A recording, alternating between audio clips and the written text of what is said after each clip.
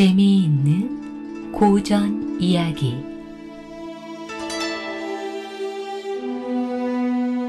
각시섬의 전설. 섬이 많기로 유명한 전라남도 무안고을 칠산 앞바다엔 각시섬이라고 불리어지는 섬 하나가 있습니다. 옛날부터 전해 내려오는 말로 비가 내리는 날이면 그 각시섬이 꼭 족두리를 쓰고 앉아있는 각시같이 보인다고 합니다. 사람이 뱀으로 변했다는 것도 참 신기한 일이지요. 오늘은 각시섬에 대한 전설을 들려드리겠습니다. 아득한 옛날 칠산 앞바다가 내려다 보이는 해제 마을에 다 쓰러져가는 오두막 한 채가 있었습니다. 그 안에 살고 있는 사람은 젊은 부부 단 2사람이었지요. 남편이 오래도록 알아 누워 있었기 때문에 부인은 남편을 위해 백방으로 정성을 다해 보았지만 남편의 병은 여전히 낫지 않았습니다. 그러고 있는 때에 부인은 유명한 의원 한 사람을 만나 집으로 안내했습니다. 의원님, 제발 좋은 약을 써주시어 제 남편의 병을 좀 낫게 해주십시오. 의원은 한참 동안 병자를 진맥도 해보고 손발과 얼굴을 만져보기도 하더니만 힘없이 고개를 내저었습니다. 부인은 행여나 했다가 그 의원이 고개를 내젓는 모양을 보고서 실망을 해 무릎으로 의원의 앞으로 한 발 더 다가앉았습니다. 의원님, 어떻습니까? 지금이라도 좋은 약을 쓰면 병이 나을 수 있겠습니까? 그 말에 의원은 또 한 번 고개를 내저었습니다. 가망이 없소. 내 힘으로는 어찌해 볼 도리가 없다 말씀이요. 부인은 더 바짝 다가갔습니다. 의원님의 힘으로선 어찌해 볼 도리가 없으시다고요? 그렇다면 달리 무슨 힘이 있다는 말씀입니까? 그걸 제게도 가르쳐 주십시오. 그것만 가르쳐 주시면 제가 죽음을 대신하는 한이 있더라도 꼭 해보겠습니다. 의원은 매우 딱하다는 듯이 먼 바다만 바라보고 있다가 무거운 입술을 뗐습니다. 꼭 한 가지 길이 있기는 하지만 부인으로선 실행할 수가 없을 거요. 그 한 가지 길이란 게 무엇입니까? 제가 할 수 있는 일이라면 불 속에라도 들어가고 물 속에라도 들어가겠습니다. 우리 이 양반의 목숨만 건져낼 수 있다면 저는 죽어도 조금도 아까울 게 없습니다. 어서 가르쳐 주십시오. 의원은 손으로 먼 바다를 가리켜 보였습니다. 저기 떠있는 섬들이 보이죠? 저 칠산섬 말입니까? 그렇지요. 7개의 섬이 있다고 해서 칠산섬이라고 부르고 있는 게 아니겠소. 그런데 저 7개의 섬 중에서 제일 작은 섬 하나가 있는데 그 섬 안에 옛날 진시황 같은 사람도 구해보지 못했던 신기한 약초가 있어요. 그 섬 안에 약초가 있다고요? 그 약초만 먹으면 제 남편의 병이 낫는단 말이지요. 의원님, 감사합니다. 감사합니다. 저 작은 섬을 찾아가는 건 어려운 일이 아니겠습니다만 그 약이 어떻게 생겼을까요? 나도 말로만 들었을 뿐이지 직접 본 일은 없지요. 내가 들은 바로서는 도라지 꽃처럼 파란 꽃이 피어난다고 하더군요. 어쨌건 그 약초가 있는 건 틀림이 없지만 위험한 곳이어서 여자로선 가기가 힘들 거요. 좋은 약을 구할 수만 있다면 저 같은 건 죽어도 한이 없다고 하지 않았던가요? 의원님, 고맙습니다. 한 2, 3일 동안 먹을 음식을 준비해 남편이 혼자서 먹을 수 있도록 해놓은 뒤 부인은 집을 나섰습니다. 그러고는 남편이 병들어 있기 때문에 오랫동안 메어 놓아 두었던 배를 푼 다음 손수 저어 칠산섬을 향해 나아갔습니다. 여자로서 가기가 힘든 곳이라고 하던 의원의 말이 자꾸만 머리에 떠올라 마음속으로 불안하기는 했지만 약초를 구하러 간다는 생각을 하니 그런 불안은 잠깐 동안의 일이었습니다. 그러나 배 젓는 게 서툴러서 마음만 급했지 섬은 좀처럼 가까워지지 않았습니다. 꼬박 하루 해가 다 걸려서야 부인은 작은 섬에 오를 수 있었습니다. 신령님, 어서 빨리 내 눈앞에 파란 꽃이 핀 약초가 나타나게 해주십시오. 그러나 이리 가며 저리 가며 아무리 뒤져보아도 마음속으로 그리고 있는 그 약초는 보이지 않았습니다. 그 의원님이 거짓말을 했을 턱은 없는데. 부인은 하루 종일 아무것도 먹지 않은 것을 처음으로 깨닫고 갑자기 기운이 빠져 풀섬 위에 쓰러져 버리고 말았습니다. 아무것도 없는 이 무인도에서 나는 약초도 못 캔 채 이대로 죽어버리는 게 아닐까? 애타게 내가 돌아오기만을 기다리고 있다가 집에 혼자 남아있는 그 이도 쓰러져 버린 건 아닐까? 그런 생각을 해가며 누워있는 시각이 얼마나 지났을까요? 내가 이러고 있을 게 아니다 하는 생각이 들어 벌떡 일어나 다시 풀 속을 헤쳐 보았습니다. 바로 그곳에 마음속으로 그리고 그리던 그 약초가 눈에 보였습니다. 부인은 자기도 모르는 새에 소리를 질렀지요. 약초다! 약초야! 이제는 살았다. 이제는 우리 그이도 이 약초를 먹고서 옛날처럼 건강한 모습으로 되살아나는 거야. 약초를 조심해서 뽑아 그 꽃을 코끝에다 대어봤더니 향기조차 신비스러워서 술에라도 취한 것처럼 온 정신이 몽롱해지는 것 같았습니다. 그런데 벼랑간 이게 웬일일까요? 난데없이 큰 뱀 한 마리가 나타나더니 약초를 들고 있는 부인을 향해 혀를 낼름낼름 놀리는 것이었습니다. 부인은 기겁을 해 뒤로 넘어지고 말았습니다. 그런 중에서도 약초를 손에 꼭 쥔 채로 있었습니다. 부인은 간신히 정신을 차리고는 뱀을 피하려 옆으로 한 걸음 떼놓았습니다. 그런데 어디서 슉슉 하는 소리가 나더니 사방에 셀 수 없이 많은 뱀들이 몰려와 부인을 포위하는 것이었습니다. 천신만고 끝에 약초를 얻어 이렇게 좋아하고 있는데 이 약초를 남편에게 먹여보지도 못하고 이대로 죽고 마는 것일까요? 그런데 더욱 기가 막히는 일은 자기의 두 팔이 어느샌가 없어져 버리고 대신 온 전신이 뱀의 비늘로 덮여 있는 것이었습니다. 내가 뱀으로 변해 있으니 이제는 남편을 만날 수도 없게 되어 있지 않는가. 하느님도 무심하시지. 내게 죄가 있다면 남편의 병을 고쳐드리려 했던 일밖에 없는데 무슨 원한이 있어 이런 징그러운 뱀으로 변형을 시켜 놓았을까? 저는 이렇게 뱀이 되어도 좋고 이대로 죽어도 좋으니 부디 저의 남편이나 병이나 오래오래 살도록 해주소서. 그러나 아내가 이렇게 빌고 있는 것도 보람이 없이 남편은 부인이 돌아오기만 기다리고 기다리다가 부인이 떠난 이틀째 되는 날에 숨을 거두고 말았습니다.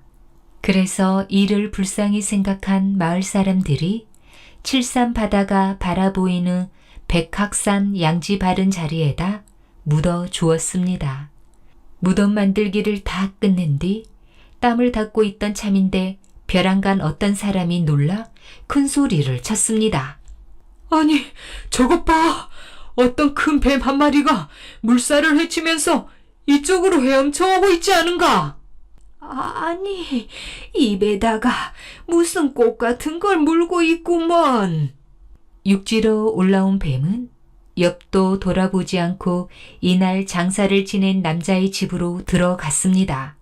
젊은 사람들이 궁금해서 쫓아 내려가 봤더니 입에 풀 한 포기를 문 뱀이 머리로 문을 열고 방 안으로 들어갔다가 남자가 없는 것을 보고는 두 눈에 눈물을 주룩주룩 흘렸습니다. 그러고선 산으로 올라와 진종일 남자를 찾았지만 이미 땅속에 묻혀있는 사람이 보일 까닭이 없었지요. 다시 오막살이 초가집으로 내려간 뱀은 물고 있던 약초만 방 안에 남겨놓은 채 바다로 도로 들어가 작은 섬을 향해 헤엄쳐 갔습니다. 모든 일을 끝까지 지켜보고 나서야 마을 사람들은 그 뱀이 죽은 남자의 부인이라는 것을 알고 눈물을 흘리지 않는 사람이 없었습니다. 이 일이 있고 난 뒤부터 비만 오면 섬이 족두리를 쓰고 앉아있는 각시 모양으로 변했습니다. 그리고 해마다 한 번씩은 큰 비가 내리는 날이면 그 뱀이 섬을 빠져나와 남편이 묻혀있는 백학산을 한 바퀴 돌다가 간다는 말도 전해오고 있습니다. 내소사에 전해오는 이야기. 아직도 못다 지은 절. 내소사는 전북 부안군 변산반도 남쪽 끝에 서 있는 절입니다. 이 절은 못을 하나도 쓰지 않고 나무를 깎아 서로 맞대어 지은 대웅전과 그 대웅전 안에 그려진 관세음보살상으로 유명하지요. 정면 8개의 문짝에 빼곡하게 조각된 꽃살무늬를 비롯한 대웅전의 독창적인 장식물은 조선 중기 이후의 건축 양식을 잘 보여주고 있습니다. 우리 조상들은 이런 대웅전이 사람의 손이 아니라 어떤 다른 힘에 의해 지어졌다고 생각한 모양입니다. 대웅전의 건축과 관련한 신비로운 이야기가 전해지고 있답니다. 해가 지면서 서산 하늘은 황금빛 노을로 물들었습니다. 이따금 뭉클뭉클 움직이는 구름도 전부 황금빛이었지요. 노을빛을 곱게 받은 단풍잎들이 바람 부는 대로 자잘한 손을 흔들었습니다. 스님, 오늘도 스님께서 기다리는 목수는 오지 않을 모양입니다. 이제 그만 들어가시죠. 날이 저물고 있습니다. 동승은 고개마루에 서서 노을빛으로 물이 든 서산 하늘을 바라보는 노수님을 돌아보았습니다. 노수님의 얼굴 주름살마다 노을빛이 스며들고 있었지요. 그래, 그래야지. 말은 그렇게 하면서도 노수님은 일어설 줄을 몰랐습니다. 스님, 이렇게 기다리기만 하다가 대웅전을 짓지 못하는 게 아닐까요? 글쎄다. 노수님의 말끝이 흐려졌습니다. 스님, 스님께서 기다리시는 목수는 어떤 분이신가요? 이 세상에 목수가 얼마나 많은데 왜 하필이면 그분만을 고집하세요? 기다리시지 말고 다른 목수를 불러오세요. 스님께서 시키시기만 하면 제가 가서 모셔와도 되고요.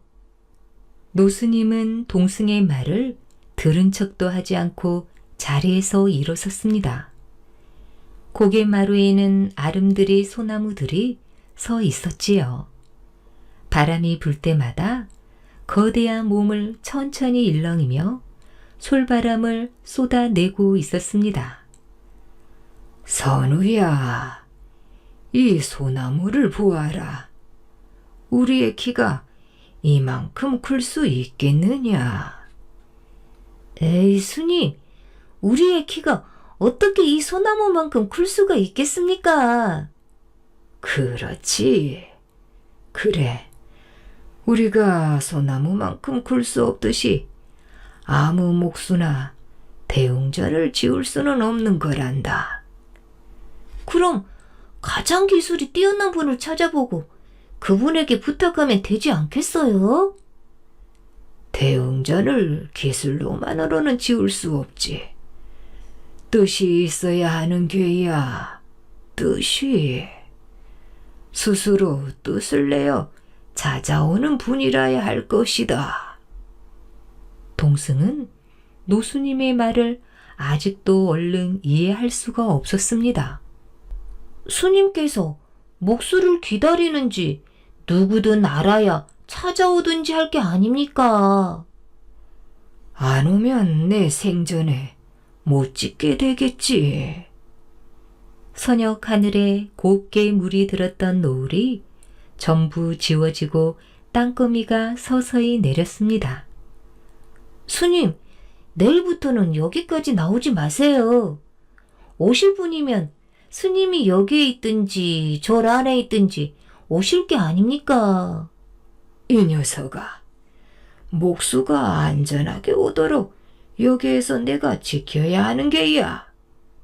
지켜요? 뭘요? 그때였습니다. 동승은 산골짜기를 와르르르 흔드는 호랑이의 성난 울음소리를 들었습니다. 동승이 깜짝 놀랄 겨를도 없이 집채만한 호랑이 한 마리가 노수님과 동승 사이로 뚫고 들어왔습니다. 동승은 숨이 턱 막히는 것을 느꼈지요. 그러나 노스님은 점잖은 목소리로 그러면서도 아주 단호하게 호랑이를 나무랐습니다. 안 된다니까. 내 평생의 원이 대웅전을 짓는 것인데 그것을 다 짓기 전에는 안 된다고 했지 않았느냐. 호랑이를 꾸중하면서도 노수님은 천천히 걸음을 옮겼습니다. 호랑이가 입을 쩍 벌리며 그 곁을 나란히 따라 걸었지요.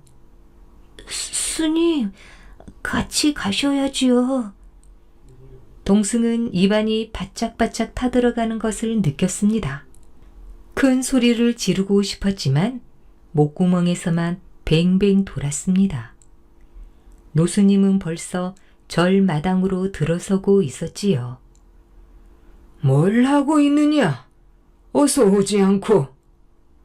노수님이 돌아보면서 손짓을 했습니다. 그러나 동승은 한 발자국도 옮겨 놓을 수가 없었지요. 대웅전을 짓기 전에는 절대로 안 돼. 옳거니 오늘 내 놈이 나타난 것으로 보아 그분이 우려나 보다. 안 돼. 그분은 대웅전을 지을 뿐이다. 절대로 해쳐서는 안 된다. 노스님의 말을 들은 호랑이는 커다란 울음을 남기고는 어둠 속으로 사라져 버렸습니다. 스님, 혼자서만 가시면 어떻게 해요? 동승은 온몸에 땀을 뻘뻘 흘리면서 노스님 곁으로 달려갔습니다. 아직도 눈에서 불이 철철 흐르고 뾰족한 송곳니를 지닌 호랑이가 금방이라도 눈앞에 나타날 것만 같았지요. 저녁 애불이 끝나자 노스님이 동승을 불렀습니다. 예, 선우야. 예, 스님. 지금 일주문 밖으로 나가면 손님이 기다리고 있을 게다. 가서 짐을 좀 받아오너라. 예? 이 밤중에요? 동승의 입이 달달 떨렸습니다. 아니, 온몸이 와들와들 떨리고 있었지요. 그래, 어서 다녀오너라. 스님. 동승은 울상이 되어 스님을 불렀습니다. 왜? 못 가겠다는 거냐? 다른 스님 보내시면 안 될까요? 웬 잔말이 그렇게 많은고. 다녀오라면 다녀올 일이지. 그건 내일이니까 너를 보내는 거야. 어서 다녀오너라. 노스님의 말씀에는 아무도 거역할 수 없는 강한 힘이 들어 있었습니다. 알겠습니다. 다녀오겠습니다. 동승은 잔뜩 울상을 지으면서 일주문을 향해 걸었습니다. 다른 날 같으면 잠깐이면 갈 수 있는 일주문이었지만 오늘은 천리밖에나 되는 것처럼 멀리 느껴졌지요. 조금 전에 보았던 그 호랑이의 모습이 자꾸만 눈앞에 어른거렸습니다. 겨우 일주문에 도착했습니다. 아니, 저게 뭐야? 동승은 자기도 모르게 발걸음을 주춤하고 섰습니다.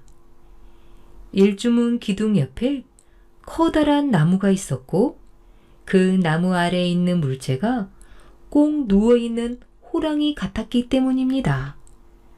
가슴이 벌렁거리고 다리가 후들후들 떨렸지요.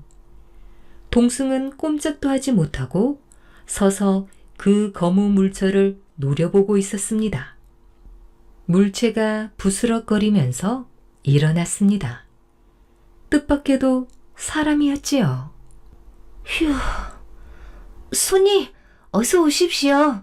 우리 큰 스님께서 마중을 보내셨습니다.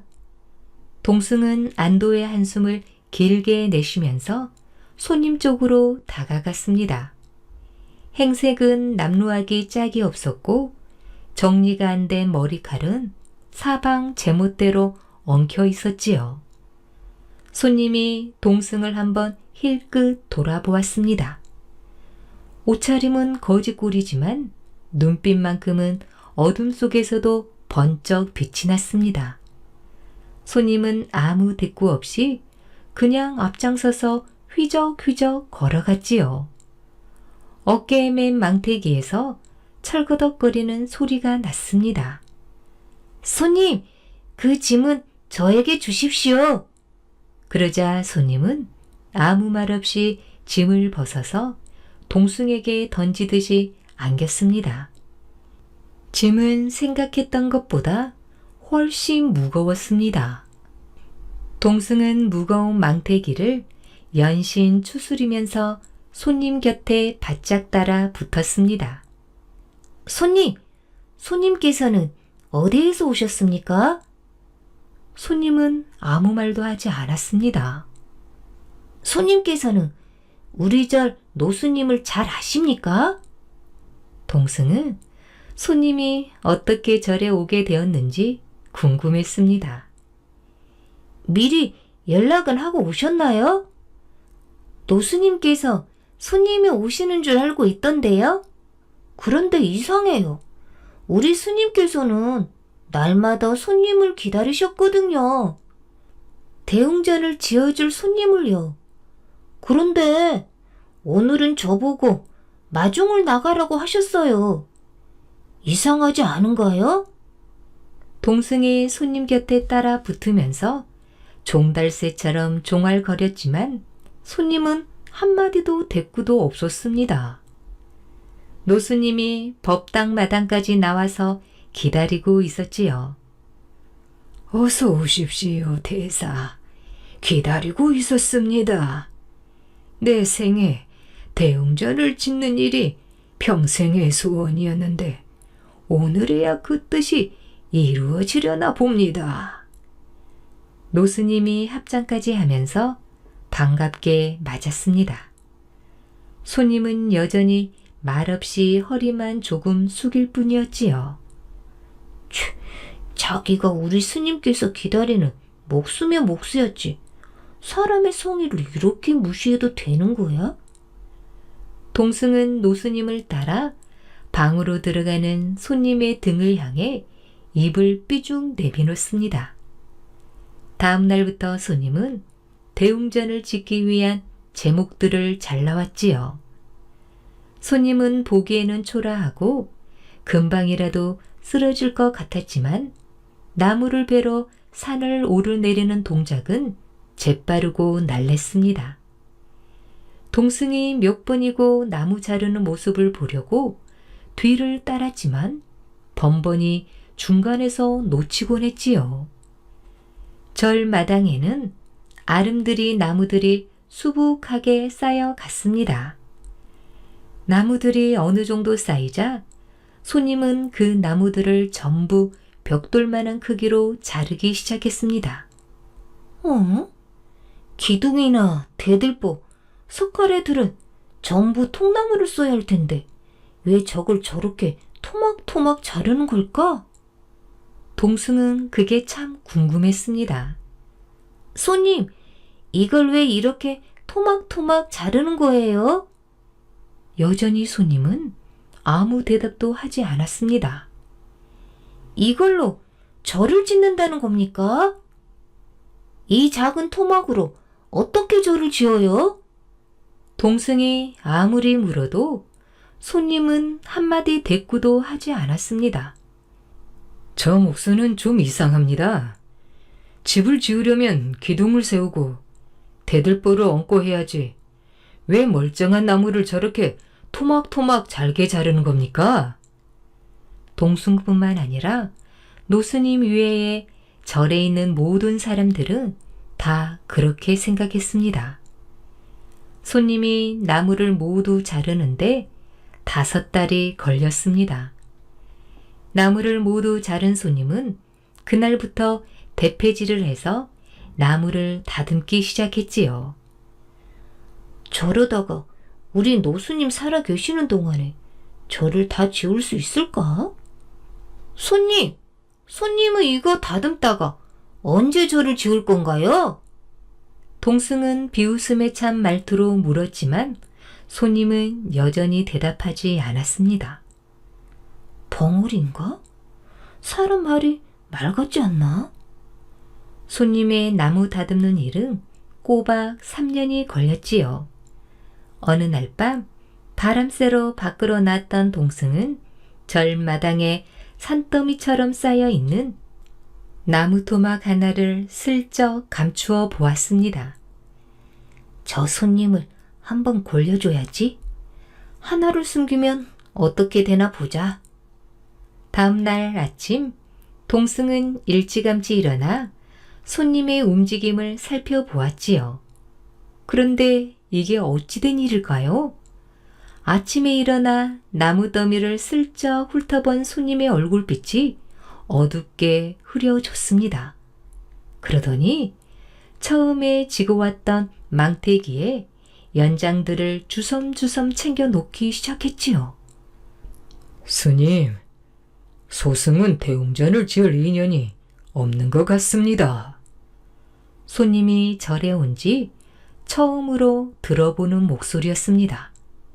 아니, 그게 무슨 말씀이시오? 인연이 없다니요. 나무 토막 하나가 부족합니다. 분명 절을 짓는데 필요한 만큼 다듬었다고 생각했는데 이제 보니 하나가 모자랍니다.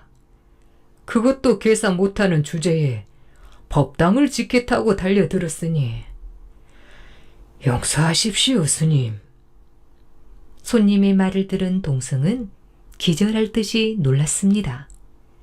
그냥 한번 슬쩍 둘러보고는 그 많은 나무 토막 중에 하나가 없어진 것을 알아내다니요. 노스님이 얼른 손님의 소매를 잡았습니다. 나무 토막이 부족하다면 그것도 부처님의 뜻이겠지요. 상관하지 말고 시작해 주오. 이제 어디에서 선사 같은 목수를 만나겠소?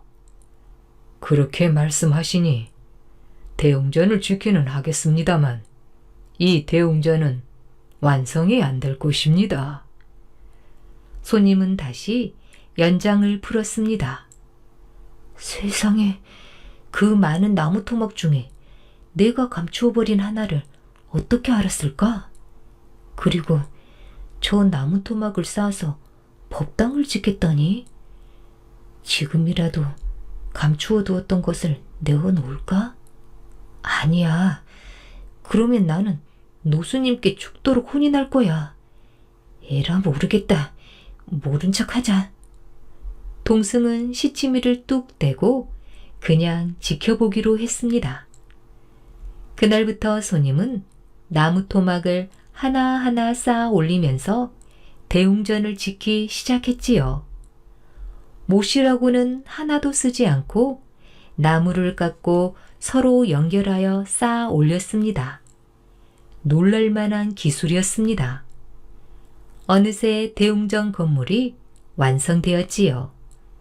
건물이 완성되자 이번에는 단청을 할 화공을 불러왔습니다. 단청이란 절 건물에 여러 가지 색을 칠하는 일을 말합니다.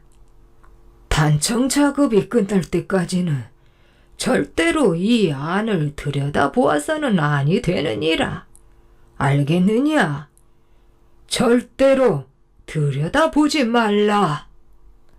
노스님은 절 안에 있는 스님들을 전부 모아놓고 엄한 명령을 내렸습니다. 그날부터 대웅전 안 단청 공사가 시작되었지요. 어떻게 하고 있기에 들여다보지 말라는 걸까? 동승은 또 그게 궁금했습니다. 원래 하지 말라고 하면 더 하고 싶은 게 사람 마음이니까요. 더구나 법당 안에 들어간 화공은 몇 달이 되어도 밖으로 나오는 일이 없었습니다. 화공들은 밥도 안 먹고 잠도 안 자나? 동승의 궁금증은 점점 더 커졌습니다. 한 번만 살짝 들여다보면 안 될까? 아니지. 지난번에도 나무 토막 하나 감추었다가 일을 망칠 뻔했는데 이번만큼은 참아야지. 아니야. 잠깐만 들여다보는데 뭐 어떻겠어? 안 되지. 더구나 노스님과 그 스님이 날마다 지키고 있는데. 그러던 어느 날이었습니다. 노수님은 어디 가고 손님 혼자서 법당 문 앞에 앉아서 법당을 지키고 있었지요. 옳지. 기회다. 잠깐만 들여다보자. 잠깐만. 동승은 침을 꼴깍 삼키고는 손님에게로 다가갔습니다. 저 손님, 우리 큰 스님께서 잠깐만 오시라는데요. 손님은 동승을 힐끗 돌아보고는 자리에서 일어섰지요. 손님이 건물 모퉁이로 사라지자 동승은 재빨리 문틈으로 건물 안을 들여다 보았습니다. 건물 안에서는 상상도 하지 못할 일이 벌어지고 있었지요. 안에서 그림을 그리고 있는 것은 오색 찬란한 깃털을 지닌 새였습니다. 새는 입에 붓을 물고 날개에 물감을 묻혀서 이리저리 날아다니면서 그림을 그리고 있었지요. 와, 저렇게 아름다운 새도 있었던가? 세상에, 새가 단청을 하다니? 문틈으로 들여다보던 동승은 눈을 휘둥그레 떴습니다. 깃털마다 영롱한 오색빛이 찰찰 넘치는 새는 잠시도 쉬지 않고 칠을 하고 또 칠을 했습니다. 그 모습을 다 훔쳐보기에는 문틈이 너무 좁았습니다. 이리저리 고개를 돌리면서 안간힘을 쓰며 들여다보던 동승은 자기도 모르게 문을 열었습니다. 그 순간 골짜기가 떠나갈 듯한 호랑이의 울음소리가 들렸습니다. 그와 함께 그림을 그리고 있던 새가 깜짝 놀라 열린 문 밖으로 포르르 날아가 버렸지요. 동승은 기절하고 말았습니다. 얼마 후 동승은 어렴풋이 정신이 들어 눈을 떴지요. 많은 사람들이 법당 주변에 모여 있었고 노스님이 큰 호랑이 시체를 앞에 두고 안타까워하는 목소리가 들렸습니다. 대우선사, 이렇게 가시면 어떻게 하오? 이제 선사의 모습을 어디에 가서 대하며 선사의 그 뛰어난 기술을 어디에서 만나겠소? 부디 안녕히 가시오. 선사께서 지어주신 이 대웅전은 길이 남을 것입니다. 동승은 다시 정신을 잃었습니다. 나무 토막이 하나 모자라 미완성인 것도, 단청이 미완성인 것도 이 대웅전의 인연인 것을. 선우야, 가야지. 노스님은 정신을 잃은 동승선우를 일으켜 방 안으로 데리고 들어갔습니다.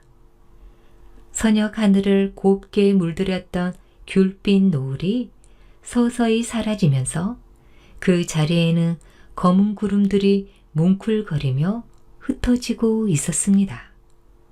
그 후 아무도 노스님과 동승선우를 본 사람이 없었다고 합니다.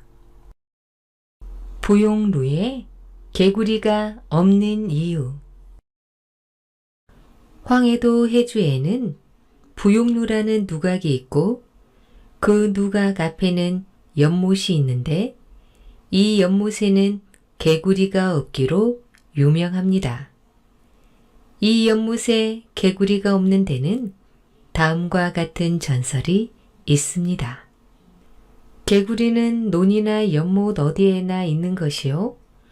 여름밤 개굴개굴 들려오는 개구리 소리야말로 시골의 정취를 한층 더해주는 자연의 교양악이라고도 할 수 있겠지만 수천 수만 마리가 울어대니 인근 주민들은 잠을 잘 수가 없을 지경이었습니다. 아휴, 기 따가워라. 그런데 웬 개구리가 이렇게 많담? 또 한 차례 비가 오려나? 이렇게 날씨가 좋은데 비는 무슨 비예요? 첫날은 그저 그러려니 생각했으나 그게 아니었습니다. 이틀이 되고 사흘이 되어도 개구리 소리는 그칠 줄 몰랐지요. 그치는 것이 아니라 날짜가 지날수록 점점 더 시끄러워지는 것이었습니다. 처음에는 무심히 듣던 사람들도 병개라며 민심이 들뜨기 시작했지요. 이것은 무슨 병개야? 병개가 아니고서는 이럴 수가 있나? 아, 그렇고 말고 무슨 곡절이 있으려니까 이렇지. 그렇지 않고서야 가을이 다가오는데 이럴 리가 없지. 옛날 임진년 난리 때도 개구리가 이렇게 울었다더군. 난리가 일어나려면 병개가 있는 법이라네. 개구리 울음소리가 이제는 난리가 일어날 징조라는 풍설로 변하여 온 고을이 소란하였습니다. 성급한 사람은 피난 갈 준비를 서두르는 자까지 있었습니다. 이렇게 소문이 흉흉하자 급기야는 가명에 앉아있는 감사의 기회까지 들리게 되었지요. 개구리가 여름철에 우는 것은 당연한데 그렇게들 야단들을 할 게 무엇람? 감사도 처음에는 일소에 붙였으나 소문은 소문을 낳고 풍설은 풍설을 낳아 민심이 흉흉해지자 감사도 그냥 앉아 있을 수만은 없게 되었습니다. 감사는 도대체 개구리 소리가 어떻길래 그러한지 내 직접 보고 와야겠다. 어느 날 밤 부용루로 발길을 옮겼지요. 부용루가 저만치 보이는 지점에 이르렀는데 거기까지 시끄러운 개구리 소리는 들렸습니다. 발걸음이 부용루에 가까워지면 갈수록 개구리 소리는 점점 더 크게 들리는 것이었습니다. 수천 수만 마리의 개구리들이 한데 어울려 우는 소리는 천지가 진동하고 우레가 치는 것 같았습니다. 과연 대단하구나. 감사는 고개를 끄덕거리며 잠자코 연못 속을 들여다 보았습니다. 병개야, 참으로 병개야. 개구리가 온다고 해도 이렇게 심할 수가 있나? 차라리 이 연못을 메어버리면 어떨까요? 에휴, 미련한 소리를 하는군.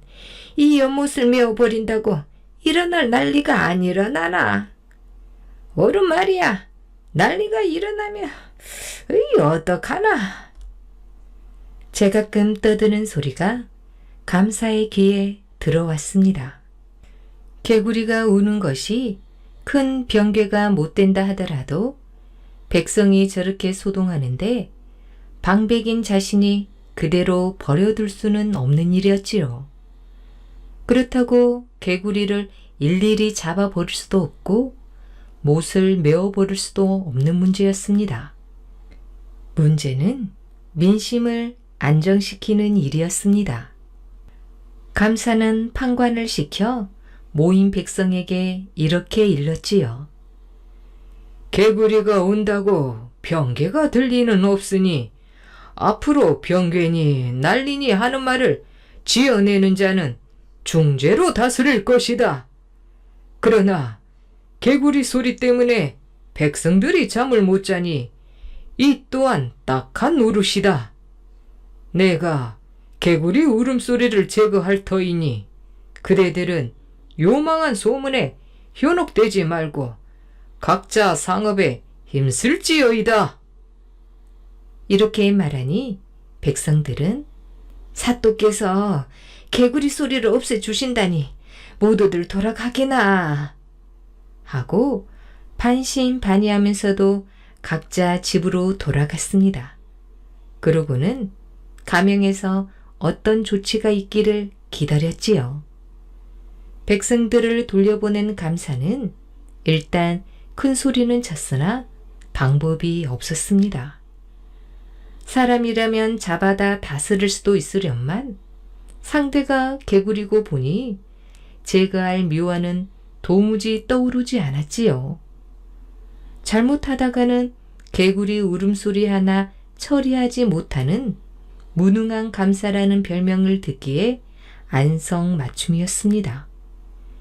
이렇게 감사가 개구리 울음소리 처리로 골머리를 앓고 있는 동안 여러 날이 지나도 아무 반응이 없자 사정 모르는 백성들은 또 떠들어대는 것이었습니다.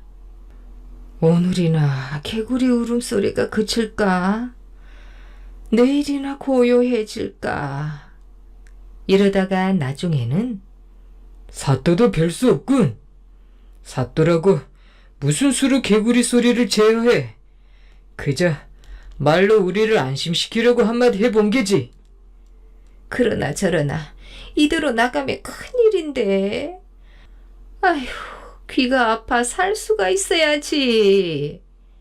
개구리 울음소리 때문에 감사의 자리가 위태하게 될지도 몰랐습니다. 그렇게 되면 자기는 개구리만도 못하다는 불명예가 평생을 따라다닐 것입니다. 고심하던 감사는 최후의 한 방책을 쓰기로 했지요.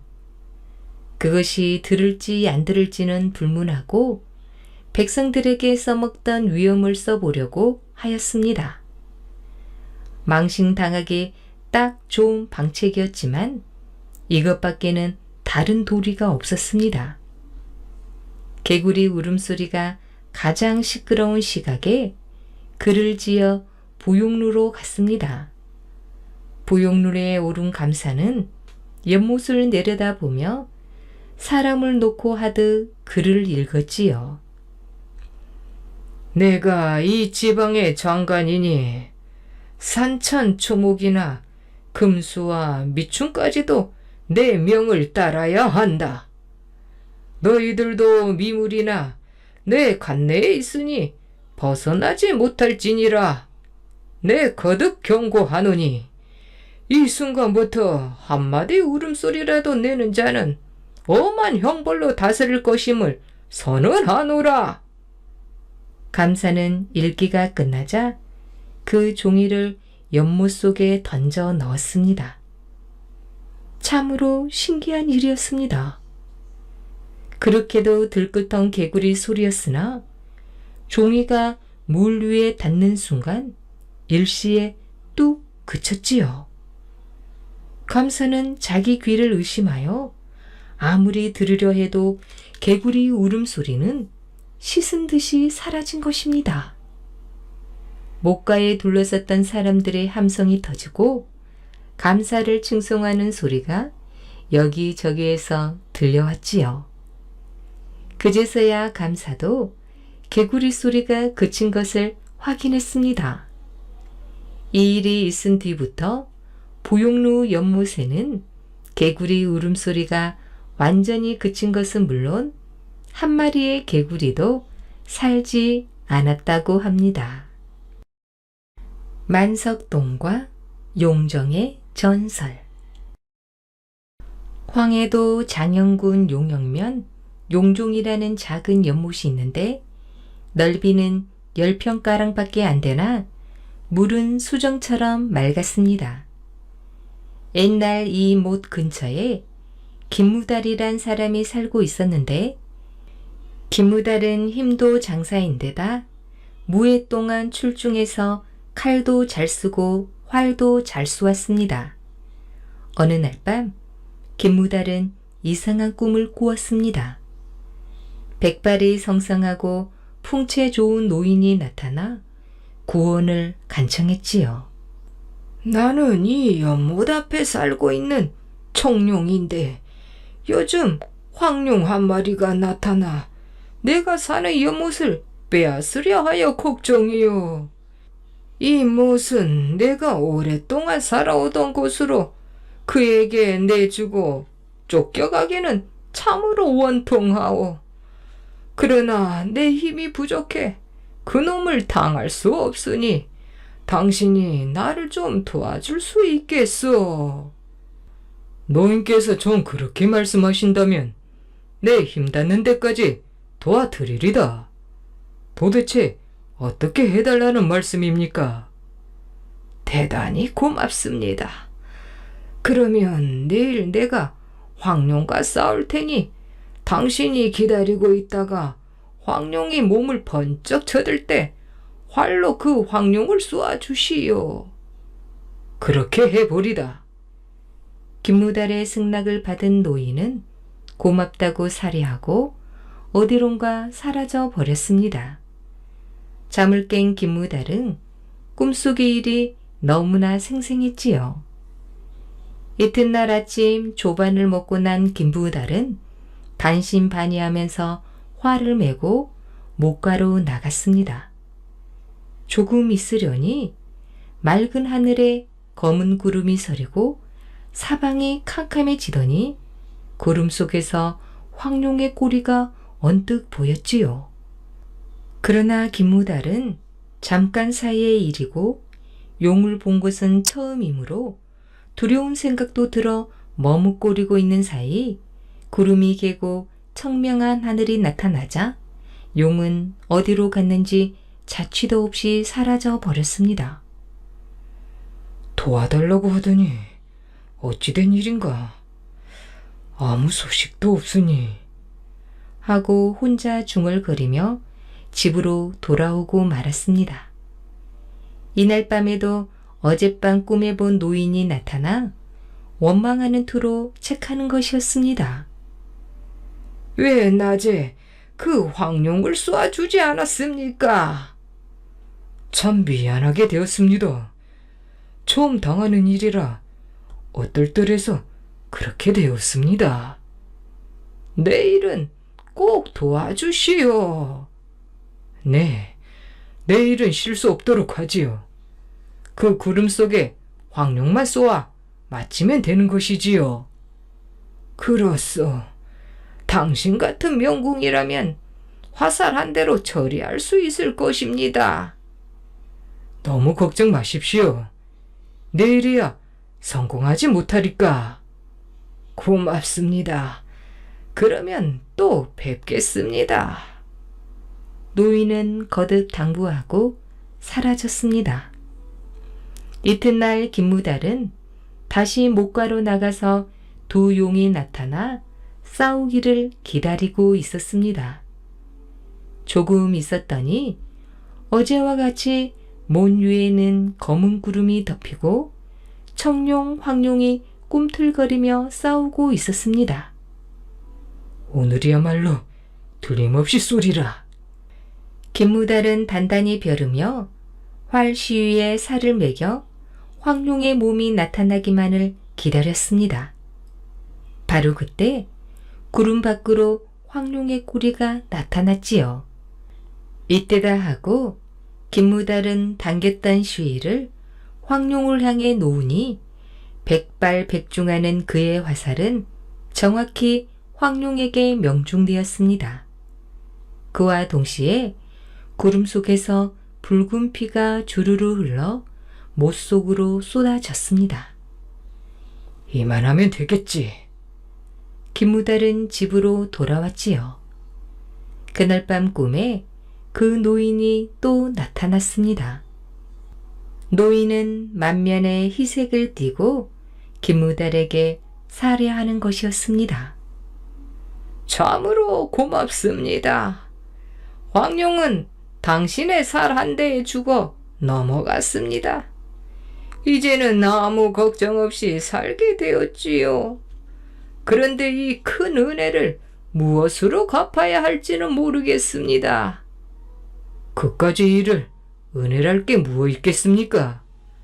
하여간 황룡이 죽었다고 하니 그것만은 다행한 일입니다.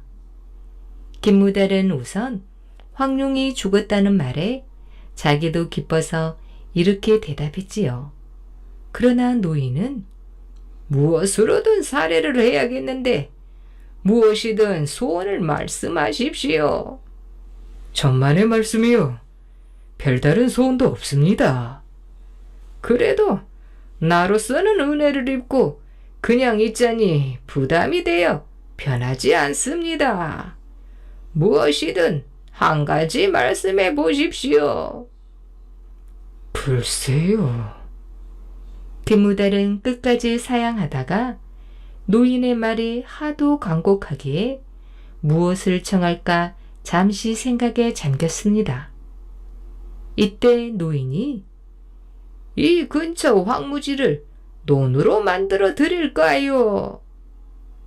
글쎄, 그것도 좋습니다마는 논만 만든 데짜 뽀송뽀송하게 마른 이 땅에 어떻게 농사를 짓습니까? 물 문제는 걱정 마십시오.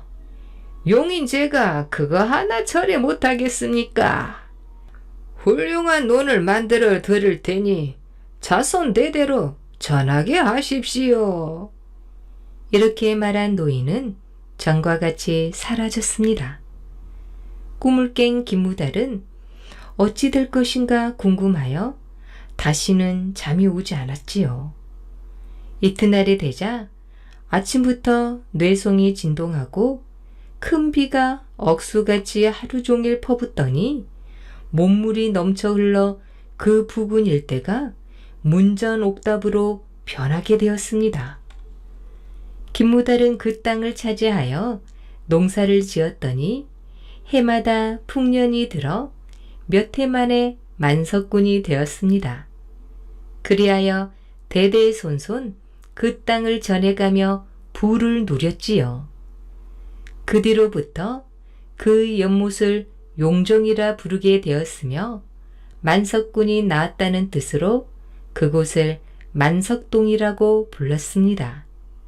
지금도 가뭄이 들면 이 용정에다 기우제를 지내는데 그때마다 반드시 여음이 있어 비가 온다고 합니다. 아랑낭자의 원혼. 조선시대 명종 때의 일입니다. 경상도 밀양 땅에 신임 사또가 부임해 왔는데 신임 사또에게는 아랑이라는 어여쁜 외동딸이 있었지요. 아랑낭자의 미모가 어찌나 뛰어난지 양반가의 도령들은 물론 여염집 젊은이들도 다들 관심을 가졌습니다. 조선 팔도에서 가장 아름다운 낭자야. 아랑낭자의 얼굴을 한 번이라도 가까이에서 보았으면 좋겠네. 밀양 고을 젊은 총각들은 모이기만 하면 이렇게 아랑낭자를 두고 이야기를 나누었지요. 밀양 고을뿐만 아니라 관아에도 아랑낭자를 사모하는 총각이 있었습니다. 그는 관아에서 통인으로 일하는 죽이라는 총각이었지요. 통인이란 관아에서 잔심부름을 하던 구시라치를 말합니다. 죽이는 아랑낭자를 보고 첫눈에 반해 마음을 빼앗겼습니다.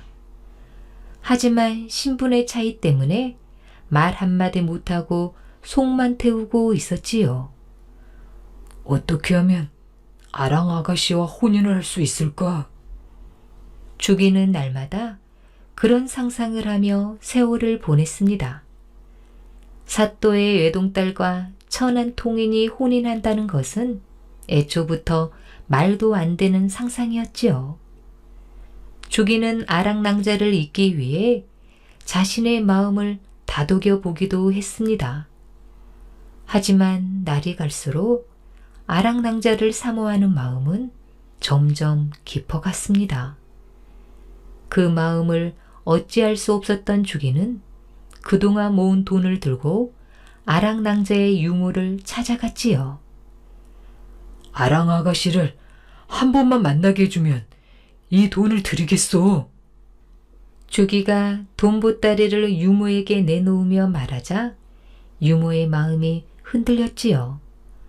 잠시 생각해 보더니 유모가 말했습니다. 알겠네.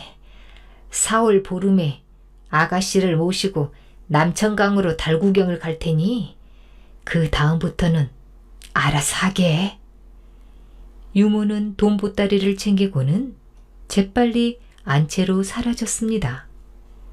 마침내 4월 보름 저녁 무렵이 되자 유모가 아랑낭자와 함께 남천강으로 나섰지요. 주기 역시 미리 강변으로 나가 숨어 있었습니다. 은은한 달빛이 강물에 비쳐 마치 비단을 깔아놓은 듯 했습니다. 달빛이 참 곱기도 하구나.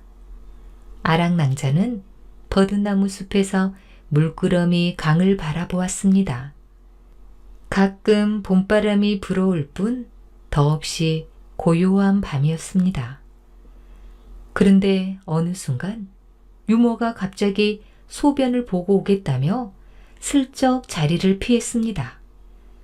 그러자 이내 누군가가 아랑낭자 옆으로 살며시 다가왔지요. 아랑낭자가 문득 돌아보니 웬 사내가 서 있었습니다. 누구냐? 사내가 낭자 곁으로 다가서며 말했지요. 소인은 아가씨를 처음 뵌 순간부터 사모해 왔습니다. 아가씨와 혼인하는 것이 제 소원입니다. 아녀자에게 이렇게 무례하게 구는 건 예의가 아니요. 아랑낭자는 사내를 나무랐지만 사내는 막무가내였지요.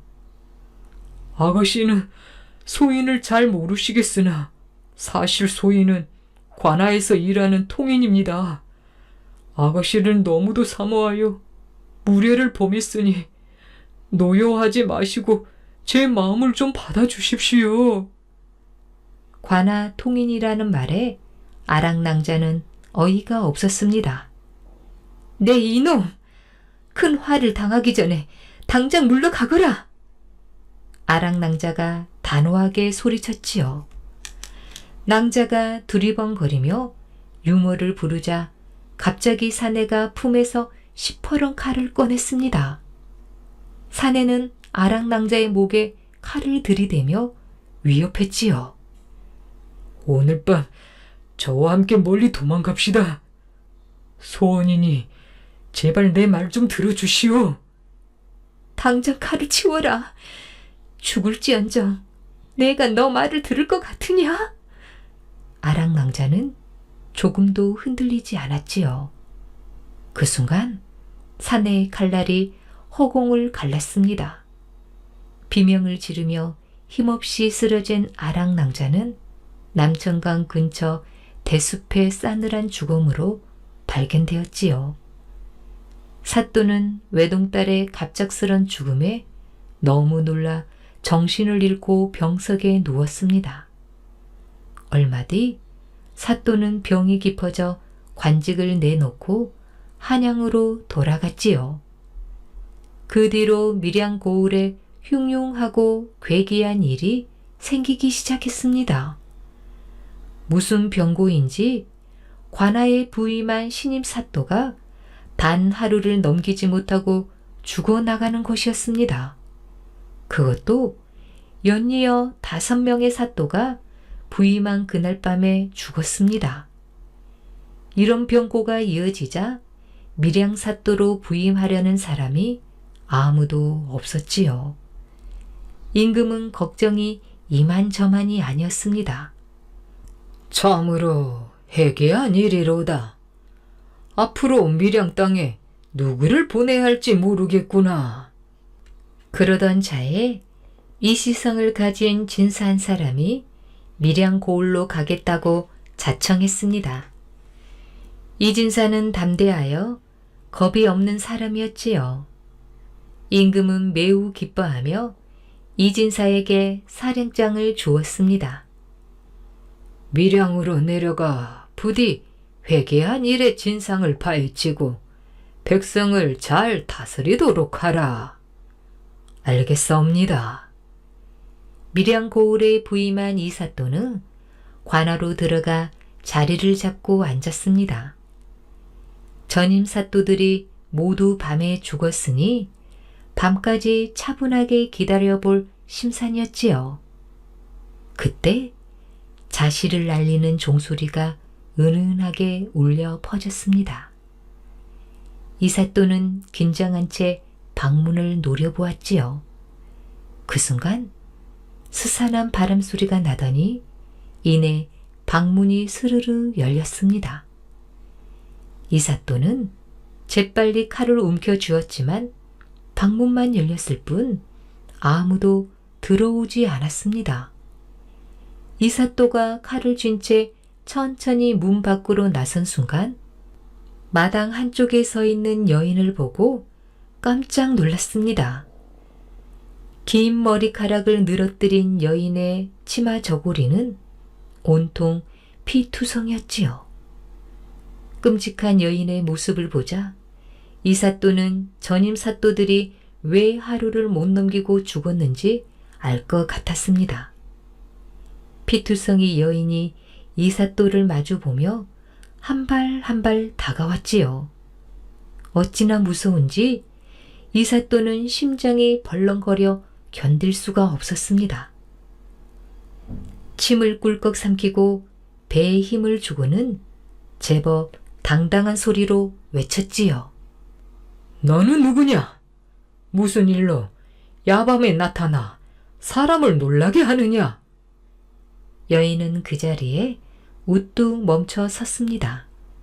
가만 보니 상대에게 해를 끼칠 듯 없는 것 같았지요. 제 이름은 아랑입니다. 억울한 일로 죽임을 당했기에 오난을 풀고자 사또를 찾아왔습니다. 제발 저를 죽인 범인을 잡아 오난을 풀어주십시오. 아랑은 피눈물을 흘리며 지난 일을 소상히 밝혔습니다. 이 사또가 고개를 끄덕이며 말했지요. 잘 알겠다. 그렇다면 누가 범인이냐? 이름을 말해 보아라. 이름은 모르옵니다. 이름도 모르는데 어떻게 범인을 잡으란 말이냐? 범인은 관아에서 일하는 통인 가운데 한 사람입니다. 사또께서 내일 통인들을 전부 동원뜰에 모여라 하십시오. 그러면 제가 흰나비가 되어 범인이 누구인지 알려드리겠습니다. 아랑은 거기까지 말하고는 연기처럼 호련히 사라졌습니다. 다음날 이 사또는 관아에서 일하는 통인들을 모두 동원들에 모이라 명했지요. 이내 통인들이 빠짐없이 동원들에 늘어섰습니다. 바로 그때 어디서 날아왔는지 흰 나비 한 마리가 한 사내의 머리에 내려앉았습니다. 이사또는 급히 사내에게 다가가 벼락처럼 외쳤습니다. 이놈, 내 놈 머리에 앉은 나비가 누구인 줄 아느냐? 주기가 깜짝 놀라 머리로 손을 올렸지요. 그러자 흰 나비가 슬쩍 날아올라 다시 그의 어깨 위에 앉았습니다. 이사또가 다시 소리쳤습니다. 그래도 내 죄를 모르겠느냐? 내 놈 어깨 위에 앉은 흰나비가 바로 아랑낭자의 넋이란 말이다. 순간 주기의 얼굴이 백지장처럼 하얗게 질렸지요. 주기는 어깨에 앉은 나비를 털어내려 했지만 나비는 달아나지도 않고 계속 주기의 몸 여기저기에 달라붙었습니다. 아랑낭자를 죽인 저 살인자를 당장 포박하라! 이사또의 불호령이 떨어지자 포졸들이 주기를 꽁꽁 묶었습니다. 또한 이사또는 주기를 문초하여 유모의 죄도 낱낱이 밝혀냈지요. 이로써 아랑낭자를 죽인 주기는 물론 못된 유모 역시 큰 벌을 받았습니다. 훗날 이사또는 남천강 옆에 아랑각이라는 사당을 지어 아랑낭자의 원혼을 달래 주었다고 합니다. 두 처녀의 기다림. 영광군 나골면은 상나골도와 하나골도 두 섬이 마치 초승달 모양으로 이어져 있어서 얻은 이름입니다. 나골도의 옛 이름은 진다리섬 혹은 진울도였습니다. 1530년에 간행된 신증 동국 여지 승람에는 진울도로 표시되어 있고 고산자 김종호가 편찬한 대동지지에는 나골도로 표기가 되어 있습니다. 나골도가 진다리섬이라고 불리게 된 것은 백제가 패망할 때 백제 왕족들이 배를 타고 피난을 가다 달이 지자 항로를 잃고 이 섬에 정착했기 때문이라는 설이 있습니다. 또 일설에는 두 섬이 연결되어 있는 모습이 긴 다리처럼 보여 긴 다리가 전라도 사투리로 진다리로 변해 진다리섬이라고 불렀다고 합니다. 그런데 상나골도에는 비바람에 시달리고 파도에 씻긴 바위 두 개가 서 있는데 하나는 바닷가 언덕에서 해변을 바라보며 슬픔에 젖은 듯 앉아있고 하나는 언덕 아래서 언덕 위에 앉아있는 바위를 바라보며 서 있습니다. 사람들은 이 두 바위를 쌍복 바위라고 부르며 다음과 같은 전설이 전해 내려오고 있습니다. 이 마을에는 사랑을 맹세한 두 쌍의 남녀가 있었습니다. 이제 가을 거지가 끝나면 혼례식을 올리고 부부가 될 텐데 미처 가을 거지가 다 끝나기 전에 외적이 쳐들어와 나라에서 병사를 모병하니 젊은 두 총각은 징집에 응하여 김총각은 육군, 배총각은 수군으로 입영하게 되었습니다. 사랑하는 두 쌍의 남녀는 나라의 부름으로 코앞에 혼례를 앞두고 생이별을 하지 않을 수 없게 된 것이지요. 두 쌍의 처녀와 총각이 혼례식을 올리고 부부가 될 날이 채 한 달도 안 남았는데 헤어져야만 하는 이별의 순간은 마을 사람들의 눈시울을 적시고도 남았습니다. 처녀들의 애간장이 녹는 애처로움을 뒤로하고 전선을 향해 떠나는 육남이와 선돌이도 가슴이 쓰라리기는 마찬가지였지요. 그 후 육남이는 며칠이 멀다 하고 소식을 전해주어 전순이의 외로움을 달래주고 전순이는 소식이 올 때마다 목욕 재개를 하고 하느님께 육남이가 몸 성이 돌아오기를 간절히 빌었습니다. 그런데 어찌된 셈인지 수군으로 입양한 선돌이는 몇 년이 되도록 감감무소식이었습니다. 물려는 소식이 없는 선돌이를 원망하며 객가일에 지치다 보니 자연 치성이 소홀할 수밖에 없었습니다. 실은 선돌이는 한번 배를 타고 바다에 나가면 육지로 올라오는 일이 거의 없어 소식을 전할래야 전할 수 없는 형편이었지요. 이러한 사실을 모르는 물려는 3년이 넘도록 한마디 소식이 없는 선돌이가 원망스럽고 간간히 소식을 전해받는 전순이가 부럽기만 했습니다. 난리가 평정되어 복무를 마친 병사들이 모두 돌아오고 육남이는 돌아와 전순이와 혼례를 치르고 신혼의 단꿈을 꾸는데 선돌이는 아무런 소식이 없었습니다. 물려는 날마다 언덕에 올라가 바다를 바라보며 선돌이가 돌아오기를 손꼽아 기다렸지요. 그런데 한참 후에야 선돌이의 전사 통지서가 오는 게 아니겠어요?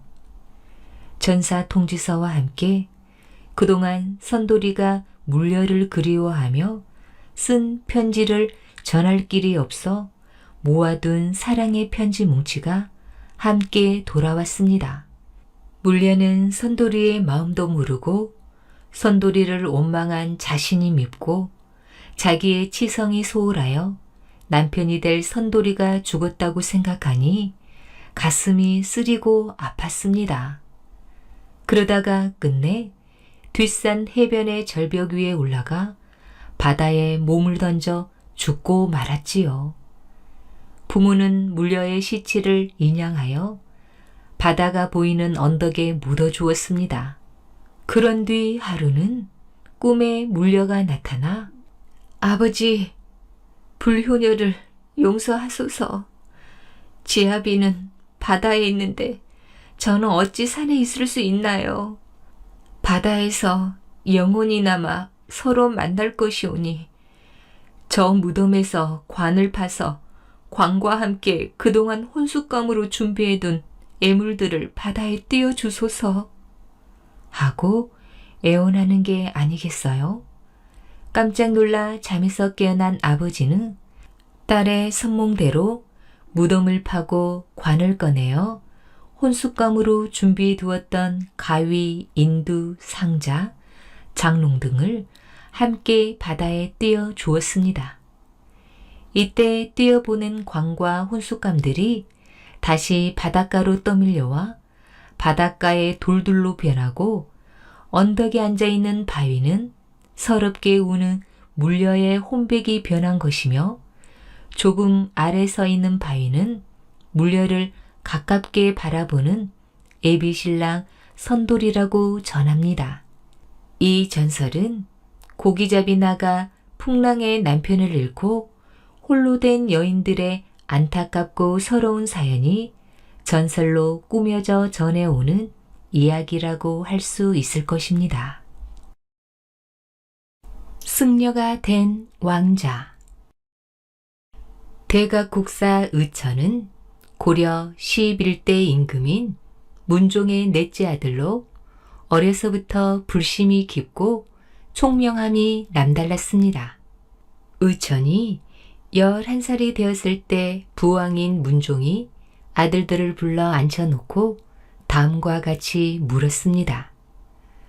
너희들 중에 누가 출가하여 부처님을 공양하고 복을 빌겠느냐? 그러자 의천이 선뜻 앞으로 나서며 대답했습니다. 폐하, 소자가 그 뜻을 받들겠습니다. 이에 문종은 크게 기뻐하며 영통사의 경덕국사를 경영정으로 불러 의천의 삭발 의식을 거행하였습니다. 그날로부터 의천은 스승인 경덕국사를 따라 영통사로 들어갔습니다. 밤낮으로 불법을 익히고 공부하는데 온 정신을 쏟은 의천은 단시일 내에 화엄경을 통달하는 등 실로 그 정진 속도가 남달랐습니다. 의천은 스승인 경덕국사가 입적한 후에는 당대의 내로라 하는 고승들과 계율종을 비롯한 법상종, 선적종의 법을 논하니 아무도 그를 따를 자가 없었습니다. 의천은 스승의 뒤를 이어 불법을 강론하고 설파했는데 의천의 법문을 들으러 오는 사람들로 인해 언제나 사찰주의가 문전성시를 이루었다고 합니다. 그때 의천은 15살밖에 되지 않았지만 문종은 그에게 승통의 직함을 친히 하사였으니 이는 실로 위례없는 일이었습니다.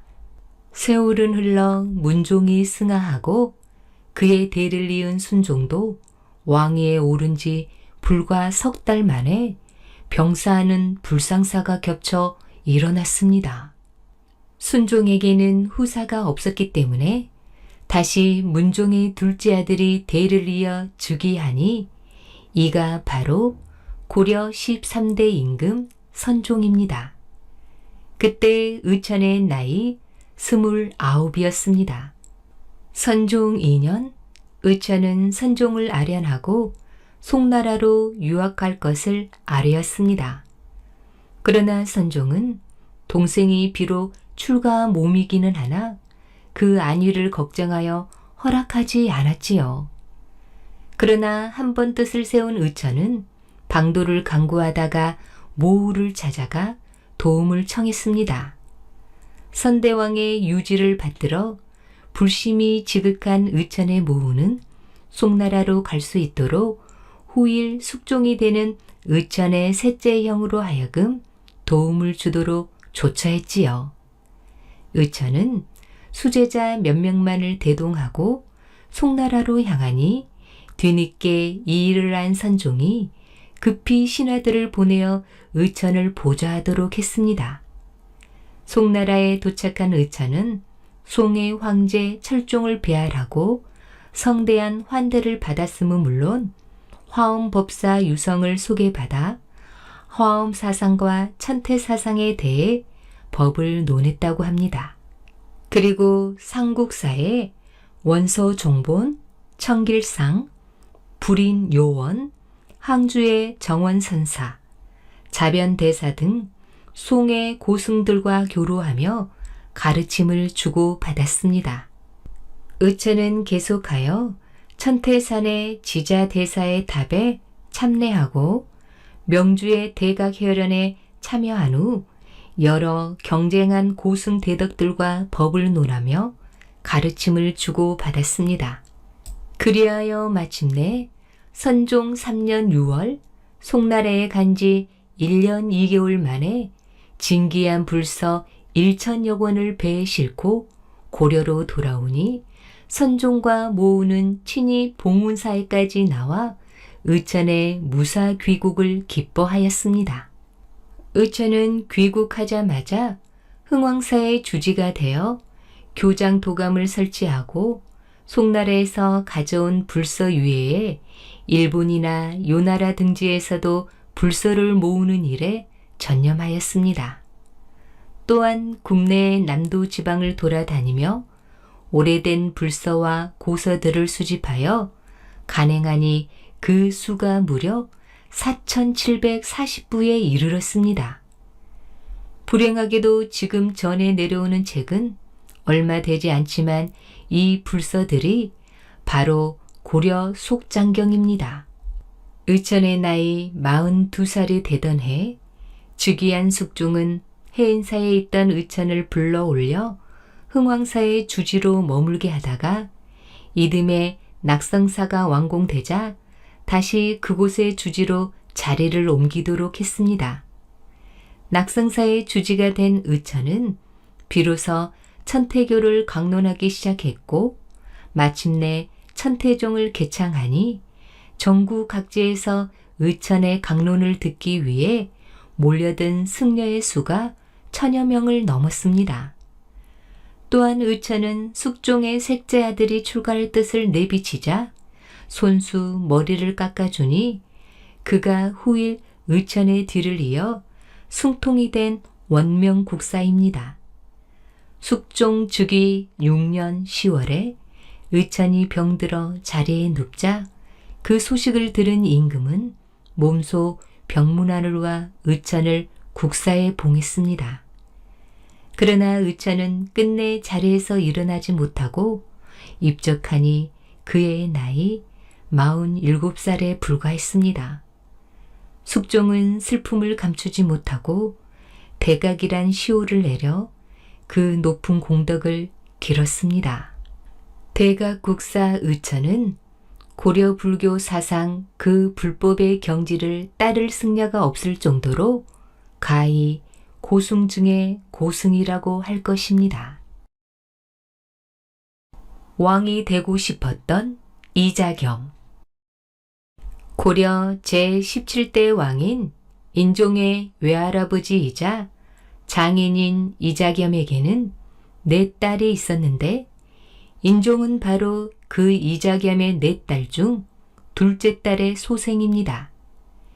14살의 어린 나이에 왕위에 오른 인종은 장인이자 외할아버지인 이자겸이 권력을 장악하고 있어 유명무실한 왕에 불과했지요. 이자겸은 허수아비일 뿐인 인종을 내세워 세도를 부리기 시작하여 모든 권력을 한 손에 쥐고 흔들었습니다.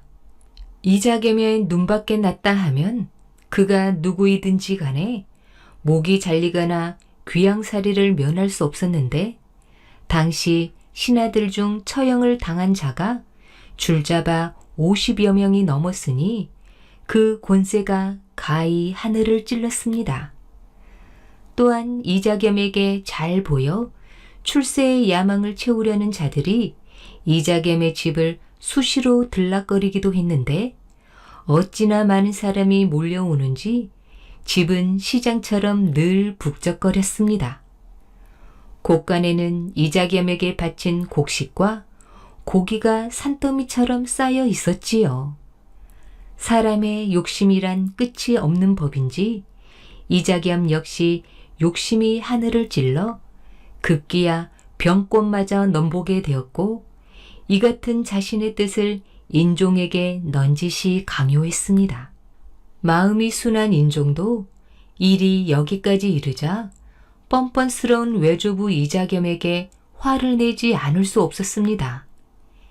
인종의 이런 마음을 읽은 김찬, 안보린 등은 이자겸을 제거할 계획을 세웠지요.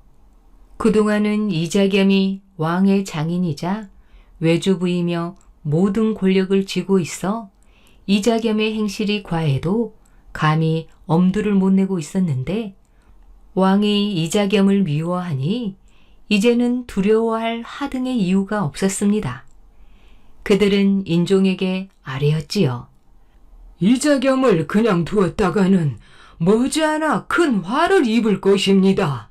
그러니 지금 당장이라도 나쁜 싹은 아예 잘라버리는 것이 어떨까 싶습니다. 인종 또한 이자겸의 일로 고심하던 터라 그 말이 몹시 반가웠습니다.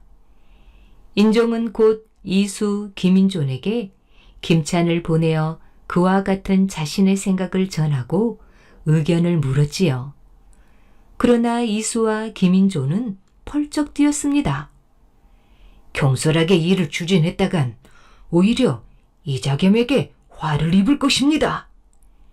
인종은 이 말에 굽히지 않고 최탁, 오탁, 권수, 고석 등의 무신을 불러 이자겸을 치기 위한 계획을 서둘러 진행했습니다. 인종 4년, 겨울이 끝자락에 걸쳐 마지막 꽃샘추위를 뿜어낼 때였습니다. 인종의 뜻을 받든 무신들은 보란듯이 이자겸과 한패인 척주신과 척준경의 아들 넷이 척순 등을 죽여 그 시체를 대궐 밖으로 던져버렸습니다. 그 다음으로는 척준경과 이자겸을 기습할 작정이었지요. 그런데 아플싸 이 일은 이자겸의 신복들에게 의해 이자겸의 귀에 들어가고 말았습니다. 이자겸은 놀라 자빠질 지경이었으나 정신을 가다듬은 후 군졸 230여 명을 거느리고 대궐로 향했습니다. 군졸은 적었으나 이자겸은 죽기를 작정하고 쳐들어가는 셈이라 대궐 문전의 당도에서 목이 터져라 함성을 질러댔습니다. 그때의 소리가 어찌나 컸던지 대궐 안에 있는 무신들은 우왕좌왕하기만 할 뿐 어느 누구 하나 나가 대적하지 못하고 허둥거렸지요. 이 틈을 타고 대궐에 난입한 이자겸, 척준경 일당은 나무를 쌓고 불을 질렀습니다.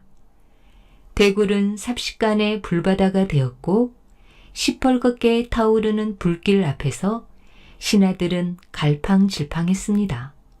활활 타오르던 불길은 인종이 머물고 있는 내전에까지 미쳐 인종은 10명 남짓 되는 신하들의 호의만을 받으며 겨우 사무정으로 피신했습니다. 화가 난 이자겸은 칼을 빼들고 궁녀든 신하든 보이는 대로 목을 잘라버렸습니다.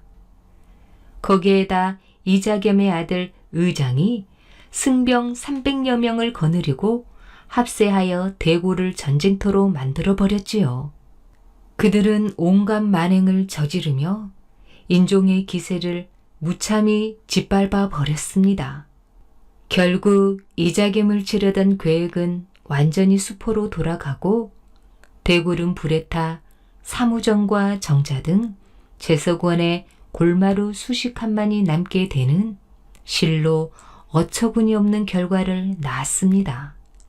인종은 이자겸의 사택에 연금되어 일거일동을 감시받게 되었습니다. 인종은 모든 것을 이자겸과 척준경에게 빼앗겼지요. 인종은 자신의 계획이 수포로 돌아가자 차라리 이자겸에게 왕위를 내놓는 것이 자신에게 화가 미치지 않는 일이라 싶어 이자겸에게 뜻을 전했습니다. 그런데 이수라는 사람이 이자겸과 다른 신하들이 있는 자리에서 이렇게 말했습니다. 임금께서 어떤 말씀을 하셔도 이공께서는 왕위를 물려받을 사람이 아니요. 이공은 그런 욕심을 부릴 뿐이 아니지요. 이자겸은 자나깨나 왕위가 탐났지만 그렇다고 면전에 대놓고 말하는 이수 앞에서 속을 내보이듯 말할 수는 없는 노릇이었습니다. 그럼요. 물론 그렇지요. 저도 왕위를 물려받을 생각은 없소이다. 인종이 왕위를 운운하자 속으로는 미치도록 왕위를 넘겨받고 싶었지만 사양할 수밖에 없었습니다. 이자겸의 집에 2달여 동안 갇혀있던 인종은 그의 5월에 영경궁으로 옮겨졌지만 마찬가지로 이자겸 일파에게 감시당하며 왕의 권리나 자유를 찾지 못했습니다.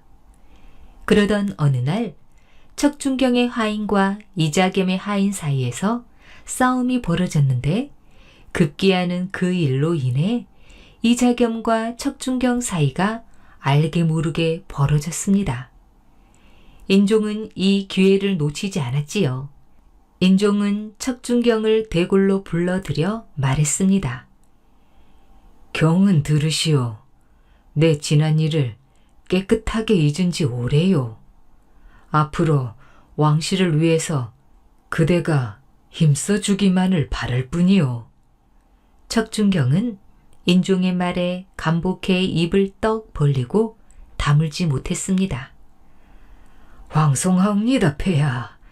부디 소신이 지난날 저지른 잘못을 용서하시고 굽어 살펴주시옵소서. 소신, 이제부터라도 왕실을 굳건히 지키는데 심신을 바칠 것이옵니다. 한편 이자겸은 왕위를 사양하긴 했지만 그 자리에 대한 야망을 버릴 수 없어 밤낮으로 마음이 편치 못해 긴 한숨을 내쉬었습니다. 그 한숨이 얼마나 깊었던지 마당 앞 소나무 잎이 흔들릴 정도였지요.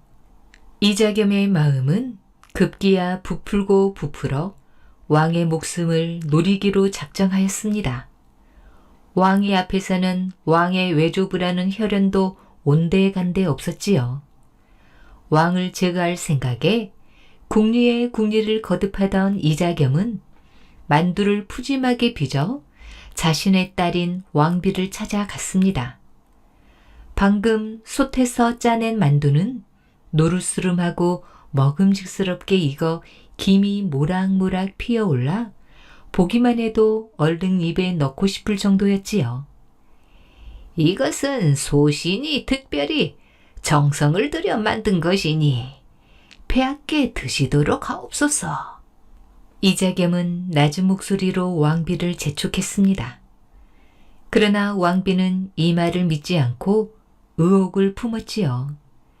자신의 아버지가 평소 눈에 가시같이 여기던 왕에게 그와 같은 음식을 진상할 리가 만무한 까닭이었습니다. 그래서 이자겸이 돌아간 후 왕비는 궐에서 기르는 사냥개에게 만두를 던져주었습니다. 사냥개는 기다렸다는 듯 만두를 날름 받아 먹었지요. 그러나 몇 초도 지나지 않아 사냥개는 쓰러져 죽고 말았습니다. 그 만두 속에는 왕비의 짐작대로 독이 들어있었던 것입니다. 그러나 이자겸의 악행은 여기서 끝나지 않고 또 다른 음모로 이어졌습니다. 며칠 후 이자겸은 소고기로 우러낸 육수로 탕을 끓여 다시 왕비를 찾아갔습니다. 물론 그 속에 독약이 든 것을 말할 필요도 없었지요. 왕비는 이번에도 의혹을 품었지만 아버지인 이자겸이 지켜보고 있었기에 어쩔 수 없이 탕을 왕의 수라상에 올렸습니다.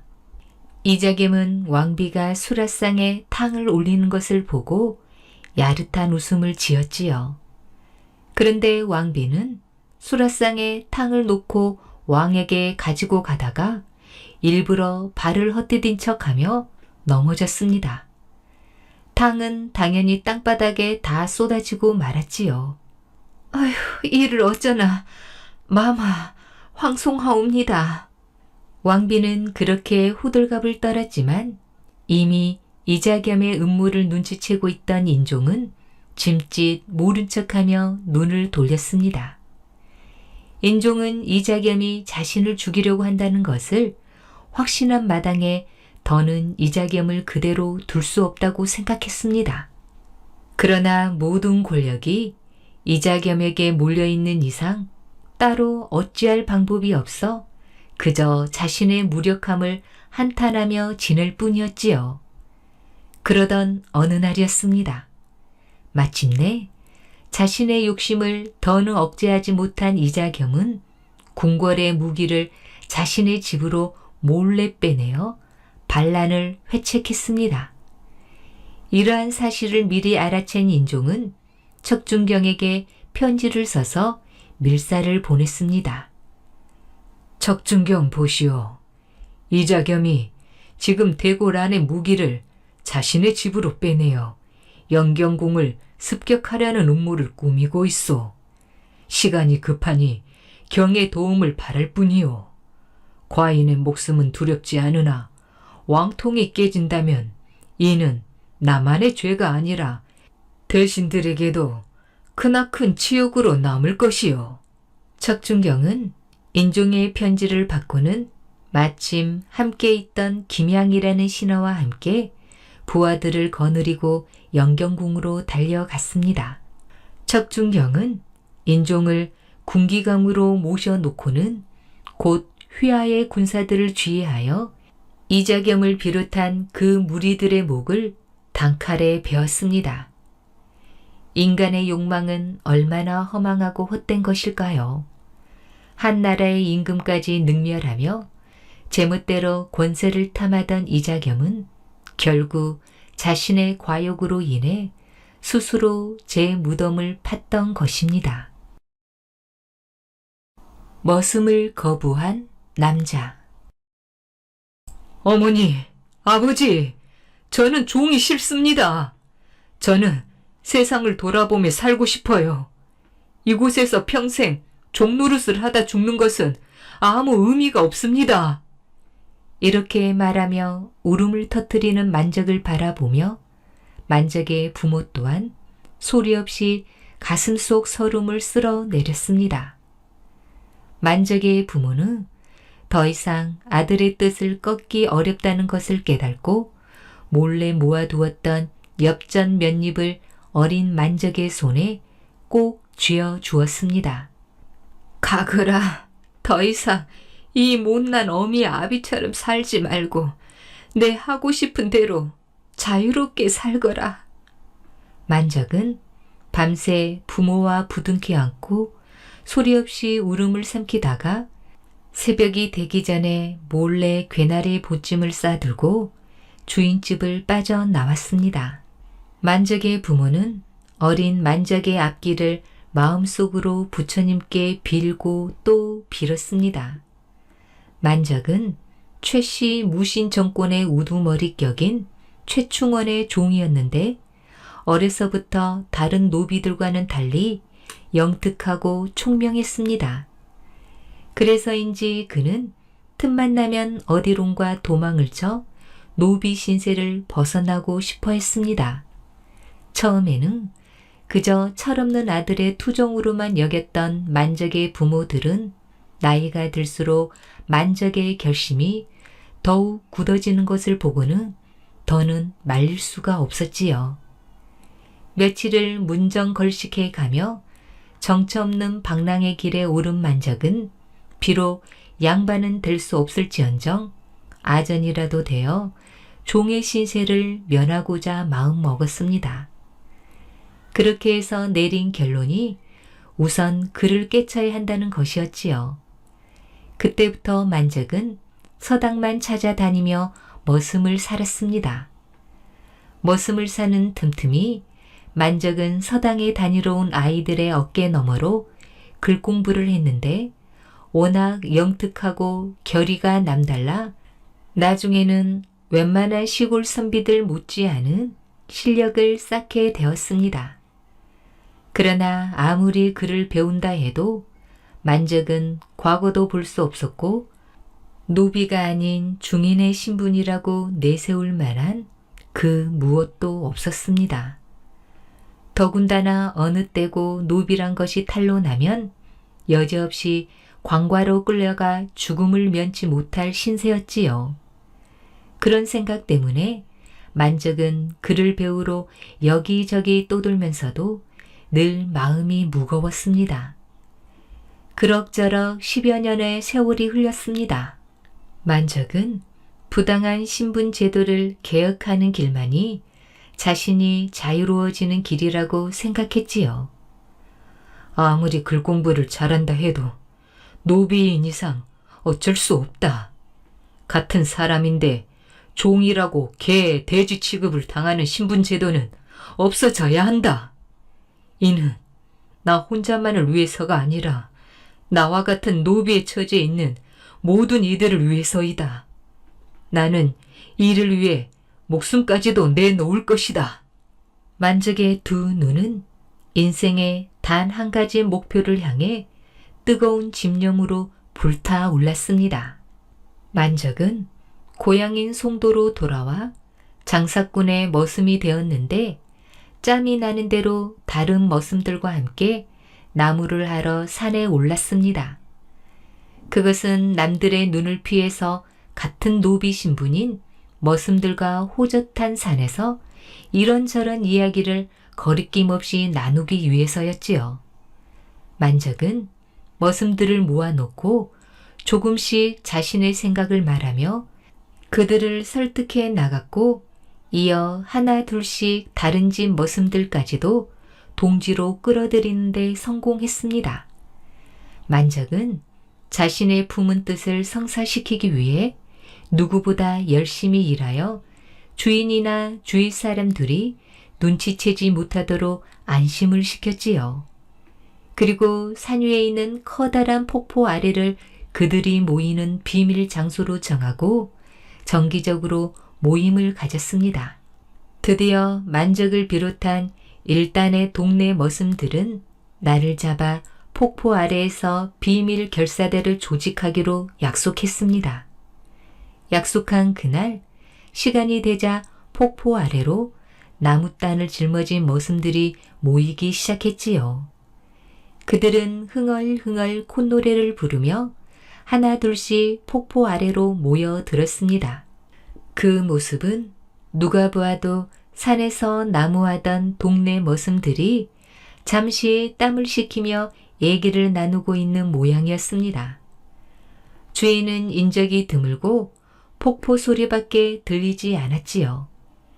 거대한 폭포의 물줄기는 아래로 떨어지며 하얀 물안개가 피듯 방울방울 물방울을 사방으로 튕기고 있었습니다.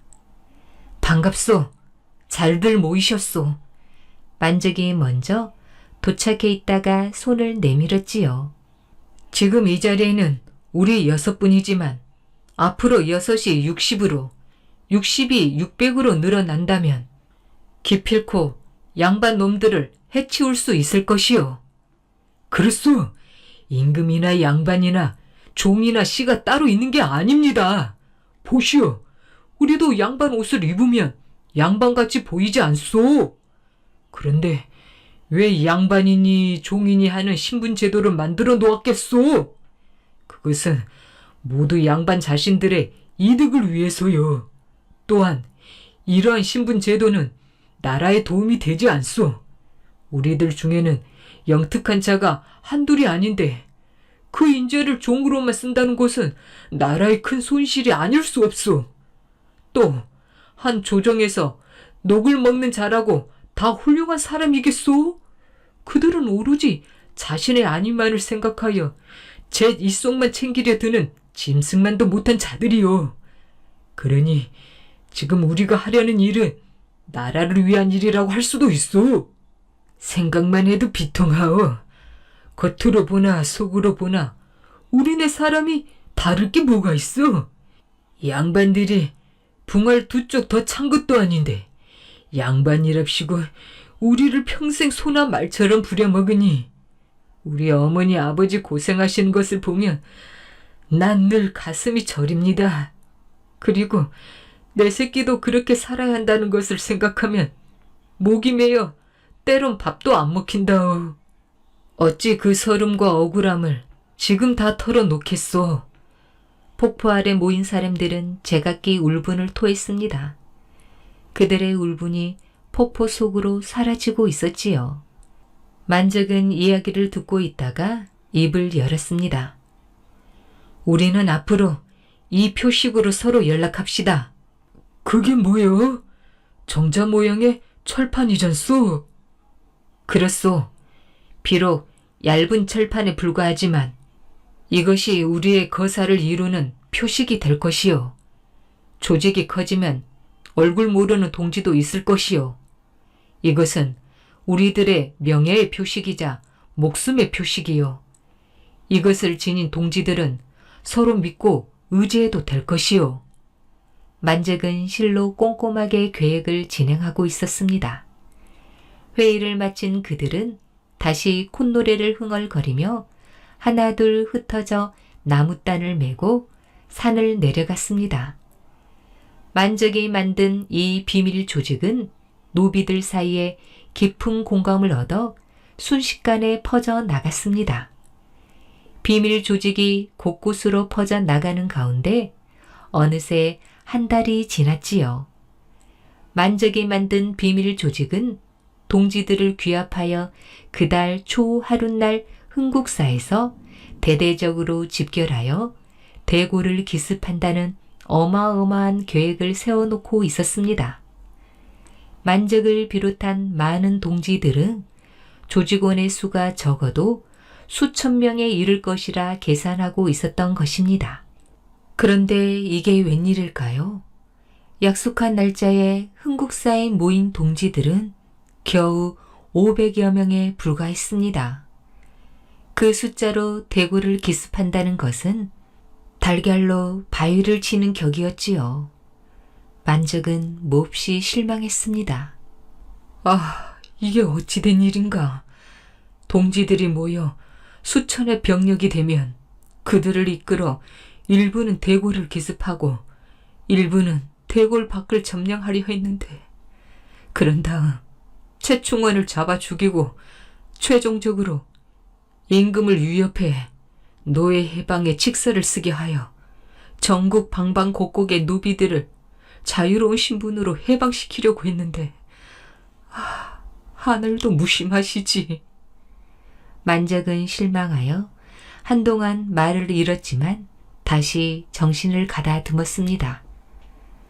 다음 무오일에 보제사에서 다시 만납시다. 그때는 불참한 자와 새로운 동지를 전부 동원합시다. 적어도 1000명 이상은 돼야 우리의 뜻을 이룰 수 있어. 그리고 비밀이 새어나가지 않도록 서로 각별히 주의해야 할 것이요. 글쎄, 이 일이 실패하면 죽도 밥도 안 돼요. 자, 뭉칩시다. 그날 만적은 동지들과 맹세하며 그들에게 용기를 불어넣어주고 흩어졌습니다. 그런데 이 같은 약속은 동지 중에 한 사람인 순정이란 자의 배신으로 한순간에 물거품이 되고 말았습니다. 순정은 같은 주인집에 있는 예쁜 계집종을 아내로 얻어 장가를 가게 되었는데, 비록 천한 신분이기는 했으나 신혼생활은 정말로 깨가 쏟아질 정도로 달콤했습니다. 총각 때는 경험해보지 못한 꿀맛 같은 행복이 순정을 들뜨게 만들었지요. 순정은 밤마다 교태를 부리는 아내를 끌어안고 뒹굴며 정신을 못 차렸습니다. 흥국사에서 비밀 집회가 있던 날 밤, 잠자리에 든 아내가 뭔가 생각에 잠기듯이 순정에게 물었습니다. 흥국사에 사람들이 많이 모였나요? 그럼 사람들이 얼마나 많은지 마치 구름이 있는 듯했어. 대감댁 제사인데 폐물 장사도 많이 모였지요? 그런데 나한테 아무것도 사오지 않았어요? 치. 그렇게 말하며 순정의 아내는 셀쭉하게 돌아 누워버렸습니다. 그런 아내를 보고 순정은 안타까운 나머지 자신도 모르게 동지들의 비밀 표시인 정자판을 내밀며 말했습니다. 그렇게 화내지 마. 여기 있어. 순정의 아내는 얼른 다시 돌아 눕더니 정자판을 받으려 손을 내밀었습니다. 순간 순정은 퍼뜩 아차 하는 생각이 들어 어물어물 말을 돌렸지요. 아니 이것은 길에서 주운 거지.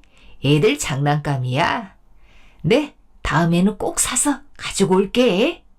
그만둬요. 그 폐물을 다른 계집애에게 주려 했군요. 그 계집애를 여태 마음에 두고 있었군요.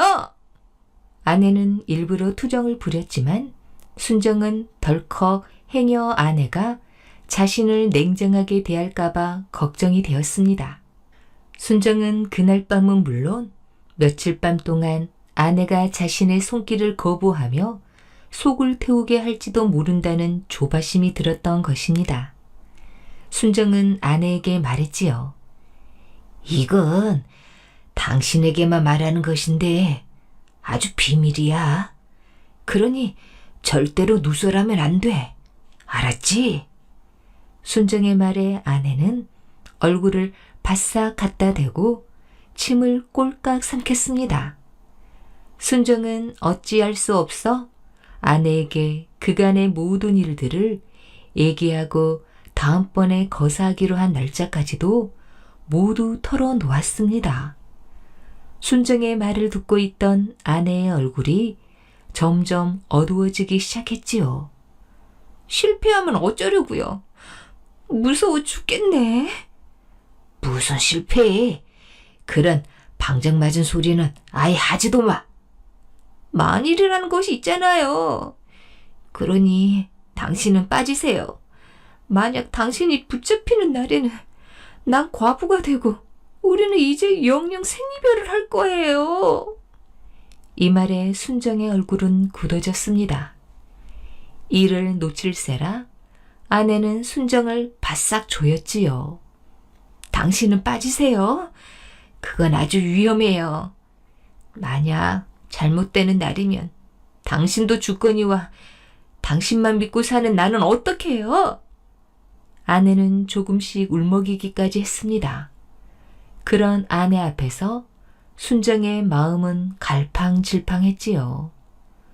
동지들과 굳게 맹세했는데 어떡하면 좋단 말인가. 순정은 정자판을 두 손으로 만지작거렸습니다. 참으로 어떻게 할지 판단이 서지 않았지요. 또다시 아내의 목소리가 순정의 귓전으로 파고들었습니다. 서방님, 이 일은 실패할 게 뻔해요. 어떻게 그 많은 양반들을 물리친단 말이에요. 당신이 정말로 나를 사랑하신다면 청산가부가 되게 하지는 않을 거예요. 순정은 밤새 고민했지만 끈질기게 유혹도 하고 화도 내면서 자신의 마음을 돌리려는 아내에게 그만 설득당하고 말았습니다. 동지들을 배반하기로 한 것이지요. 다음 날 날이 밝기 무섭게 순정의 아내는 주인인 한충유에게 순정이 말한 모든 사실을 일러 바쳤고 이에 놀란 한충유는 그 즉시 최충원에게 모든 것을 보고하였습니다. 그러나 아무것도 모르고 있는 만적을 비롯한 동지들은 약속한 날에 하나 둘씩 보제사로 가고 있었지요. 그들의 발걸음은 씩씩하고도 힘찼습니다. 그러나 그들 중 어느 누구도 순정이 그들을 배신하였고 자신들이 지금 호랑이 굴 속으로 들어가고 있다는 것을 알지 못했습니다. 마침내 모든 동지들이 보제사 마당에 다 모였습니다. 그런데 만적이 동지들에게 뭐라 말하기도 전에 최충원의 목소리가 뒤통수를 쳤습니다. 네 이놈들! 감히 종놈인 주제에 반역을 꾀하다니. 내 놈들은 모두 도관에 든 죄다. 그러니 어서 항복하라. 그 말이 끝남과 동시에 미리 매복해 있던 군사들이 보제사를 빙 둘러쌌습니다. 삽시간에 포위당한 만적을 비롯한 동지들은 놀란 낯빛으로 서로의 얼굴을 쳐다보았지요. 아니, 이게 어찌 된 일인가? 모르겠습니다. 아무래도 비밀이 새어나갔나 봅니다. 기왕지사, 이렇게 된 바에는 목숨을 바쳐 용감히 싸우는 수밖에 없다. 자, 모두들 나가자! 만적은 앞장서서 동지들을 이끌었습니다. 그러나 무기도 없이 맨손으로 대항하기에는 창칼의 위력은 너무도 강했습니다. 경비를 절통같이 하라! 한 놈도 빠져나가게 해서는 안 된다! 최충은은 군사들을 향해 큰 소리로 명령했습니다. 만약 한 명이라도 빠져나가 다시 또 이런 조직을 비밀리에 만든다면 그땐 문제가 더 커질 듯 싶었기 때문입니다. 만적과 동지들은 죽은 힘을 다해 군사들과 맞서 싸웠으나 이내 허무하게 사로잡혀 최충원 앞에 무릎을 꿇게 되었습니다. 흉측한 무리들을 모아 반역을 꾀한 이놈들을 자명에 처하라. 최충원의 명령에 따라 만적과 동지들은 그 자리에서 처참하게 목이 잘려 죽임을 당했고 시체들은 모두 강물에 수장되는 비참한 운명을 맞았습니다. 신분타파의 꿈을 이루지 못하고 한 많은 노비의 생을 살다 장렬하게 죽어간 만적과 동지들의 시체가 강물에 던져질 때 강은 조용한 몸짓으로 그들을 끌어안은 것처럼 보였습니다. 그리고 강물은 그 애절한 사연을 가슴속에 한으로 묻고 간 시체들을 끼안고 말없이 바다로 굽이굽이 흘렀습니다. 그러나 역사적으로 볼 때 이 사건은 매우 뜻깊었습니다. 사회적으로 가장 비천한 자들이 스스로 자신의 신분을 바꾸려는 꿈틀거림의 시작이었고, 비록 최하층 계급인 노비의 신분이지만 그들은 잘못된 제도를 바꾸고 개혁하려는 굳은 의지가 있었던 것입니다. 오늘 준비한 이야기는 여기까지입니다. 더 재미있는 이야기로 다시 만나겠습니다. 꿀잠 주무세요.